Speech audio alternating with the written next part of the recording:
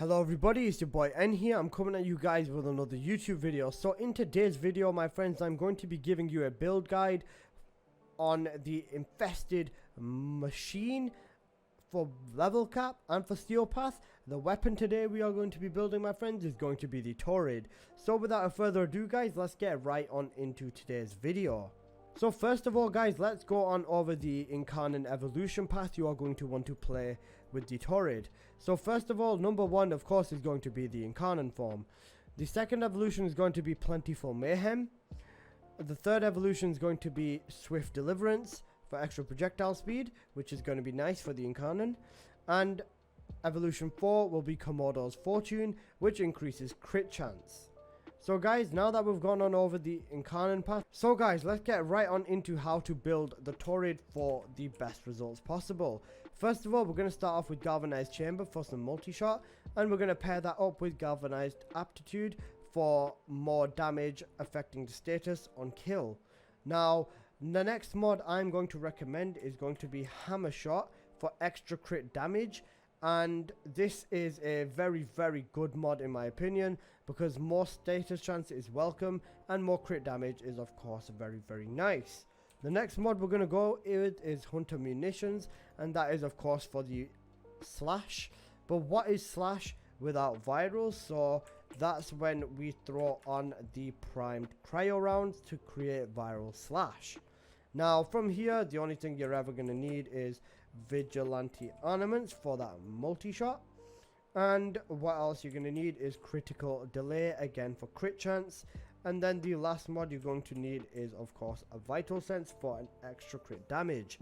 Now for the xAlisa slot, I've chosen vigilante supplies, because ammo pickup is nice, but that crit chance for the weapons is even nicer. Now we have a 105% crit chance and 5.6 critical multiplier. So how can we make this even better? That is with the arcane we are going to use on here. Now there's two ways to play the Torid primarily, and number one is primary deadhead, which is going to give you extra damage on a headshot kill, 30% multiplier, and that is going to be something that is definitely worth kicking with. The other way that you can play the Torid is going to be with primary frostbite. Now with primary frostbite, of course this weapon will not be proccing cold on its own, so that is where our next weapon comes in, and that, my friends, is the epitaph. So we are going to be using the epitaph to prime for the Torid. So this is the config you guys are going to want to run on the epitaph in order to get the best results. So first of all, amalgam barrel diffusion for multi-shot, lethal torrent for fire rate and multi-shot, auger seekers for status duration, sure shot for status chance, viral for frostbite and pistol pestilence with extra status chance in it, and jolt for electricity and also status chance, and prime fulmination just for a bigger blast radius.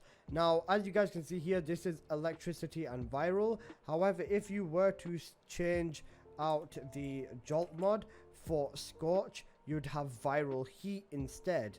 Now this is all paired up with conjunction voltage to give even more reload and more multi-shot, which will make the Torid's ammo basically drain a little bit faster, because you're going to be using more multi-shot, and there will be a better critical multiplier. But this is what you're going to want to run on the epitaph to primer for the Torid. Enough of my waffling, let's get on into the simulacrum and I will show you what this can do.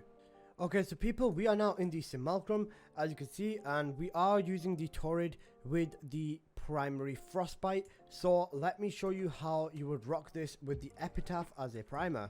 So for the epitaph, literally all you're going to want to do is simply just shoot it. That is it.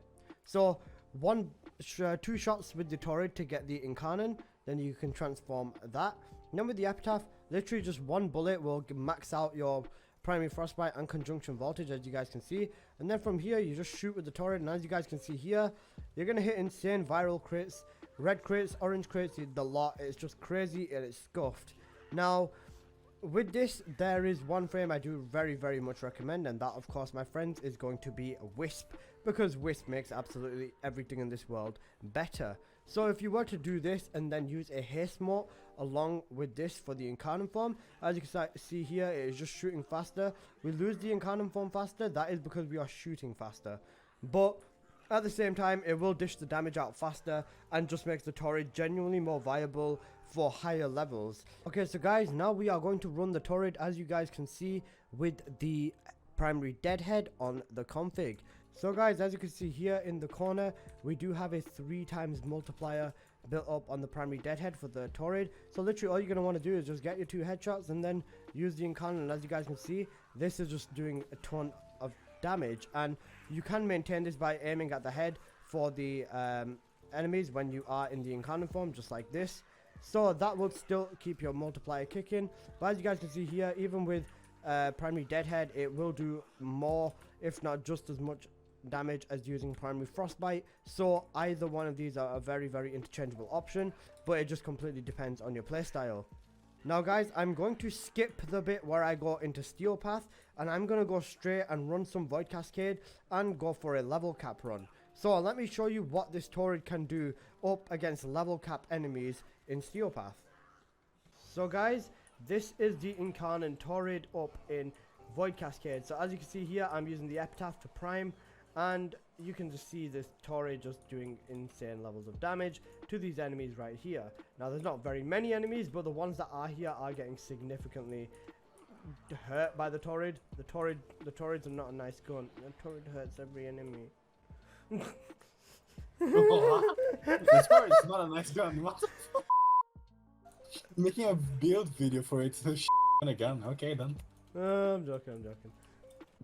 So as you guys can see here, we are using the Torid, we're priming it, and we've got the Incarnon fully charged, so let's just transform it. And as you can see here, just absolutely wrecking the XMI and every other enemy that the Torid does end up facing. Now, you got to be careful, because once that proc goes from primary frostbite, you are going to need to proc it again, so you're going to be priming again, and just having a horde of enemies around you will make it easier. Just like that, as you can see, just shooting out there where there is a horde of enemies and the primary frostbite is slowly growing.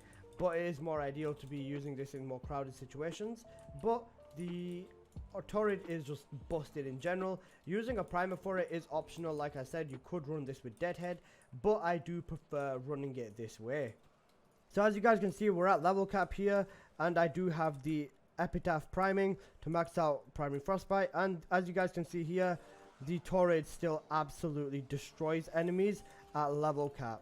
Now, like I said, this weapon is insane, and one bullet to get your Incarnon back is absolutely nuts. But as long as you keep priming and just keep destroying with the Incarnon Torid, you're gonna have fun, and you are just gonna enjoy it. So guys, this is the Incarnon Torid versus a level 10,000 Arctic XMI. As you can see, these XMI are crazy, but the Torid still has no problems and rips through this enemy, no questions asked. Okay, so guys, that has been this video on the Incarnon Torid and taking it all the way up to level cap. So I do hope you have enjoyed, and thank you again so much for watching. Please do drop a like and consider subscribing. I have started a Discord server. It's just a nice place to hang out, chill, can discuss ideas, all of that sort of stuff. And I've also started a Patreon if anybody wants to support me. Checking either of the links in the description would be greatly appreciated by me. And again, thank you for watching this video. Please do drop a like. And if you guys want to see me break any other weapon or any other Warframe in this game, please do leave it in the comment section below. Other than that, guys, I do hope you've enjoyed. Please do drop a like, and I will see you guys in the next video. Peace!